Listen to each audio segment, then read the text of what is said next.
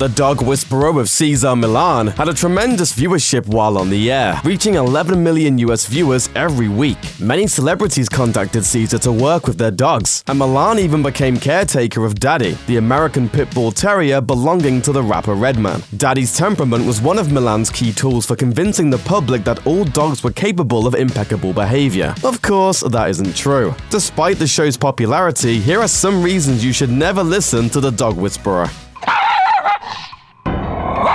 Nobody can do what Cesar can do. Cesar, by his own admission, has a natural way with dogs, and has since he was a kid, when he was bullied because dogs on his grandfather's farm would follow him everywhere. The children would call him El Perrero, or the Dirty Dog Boy, which somehow inspired him to work hard to become the best dog trainer ever. Many of his critics admit that he has a particular talent for communicating with dogs, but Millan received no formal training. The Bergen University of Canine Studies still actually awarded Millan with an honorary master's degree, much to the dismay of Mark Beekoff, PhD, who actually resigned from the university upon learning this news. Some students asked for their money back, and many of the school's faculty members spoke out against the degree. Incidentally, the only country that requires someone to pass an exam before becoming a dog trainer is Germany. To prove himself to the public, Millan took the exam and failed.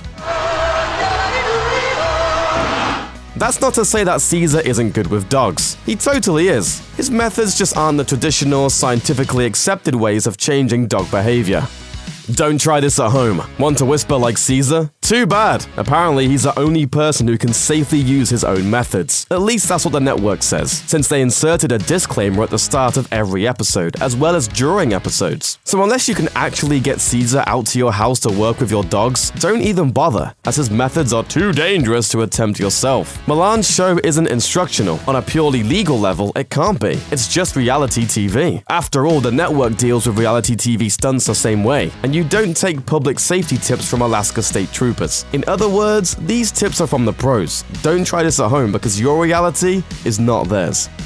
It's an understanding.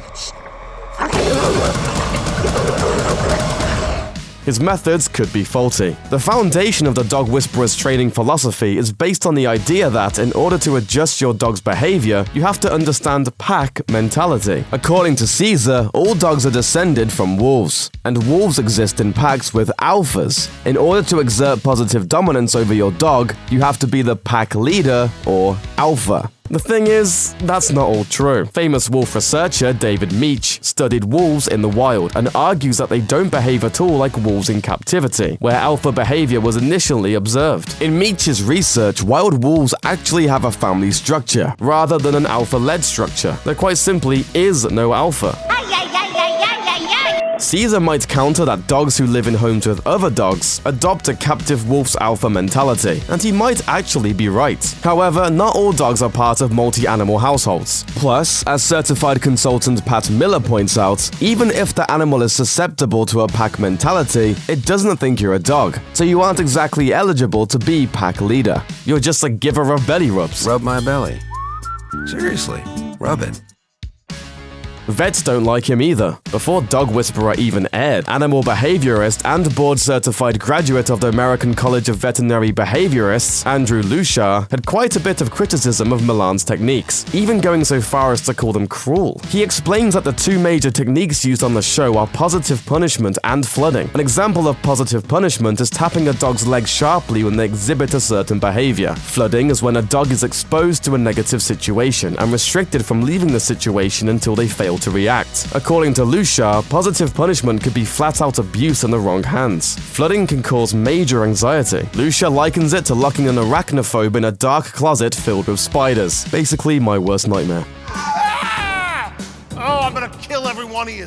That might cure someone like Rambo, but it would send the average person into therapy at the very least. Do you really want to do that to your dog? Lucia goes on to say that if the show aired, it would be an embarrassment for National Geographic. He encouraged the network, in fact, to pull the plug. They didn't listen. Even the American Humane Association calls Millan's tactics inhumane, outdated, and improper. And the association's entire aim is to help make pet owners more responsible and humane. They went as far as to demand the show be taken off the air, and they eventually got their wish 6 years later.